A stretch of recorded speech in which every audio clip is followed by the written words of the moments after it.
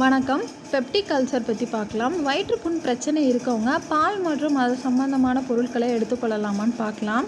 1910 city regiment இன்ட்ரோடக்ட் பண்ணாங்க. இவங்க என்ன சொல்கிறாங்கன்னா, வயிற்றுப்புண் பிரச்சனை ஏற்படுறதுக்கு முக்கிய காரணம் ஆசிட் அமிலம்னு சொல்கிறாங்க. நம்ம பால் டெய்லியும் அதிகமாக எடுத்துக்கும் போது அந்த பாலில் உள்ள அல்கலை ப்ராப்பர்ட்டி காரத்தன்மை இந்த அமிலத்தை நியூட்ரலைஸ் பண்ணுன்னு சொல்கிறாங்க. ஆனால் காலப்போக்கில் என்ன கண்டுபிடிச்சாங்கன்னா, பால் அதிகமாக எடுக்கிறனால ஃபஸ்ட்டு நியூட்ரலைஸ் பண்ணும் இந்த அமிலத்தை. அதோட பஃபர் எஃபெக்ட் அளவு அதிகமாக இருக்கனால ஆசிட் உற்பத்தி அதிகமாக இருக்குன்னு சொல்கிறாங்க. இது வயிற்றுப்புண்ணோட பிரச்சனையை இன்னும் தான் அதிகரிக்கும்னு சொல்கிறாங்க. உங்களுக்கு அல்சர் இருக்குன்னு டயக்னோஸ் பண்ணிட்டீங்கன்னா ஒரு 1 or 2 monthsக்கு நீங்கள் மில்க்கோ அதை சார்ந்த பொருட்களோ எடுத்துக்காமல் இருக்கிறது நல்லது.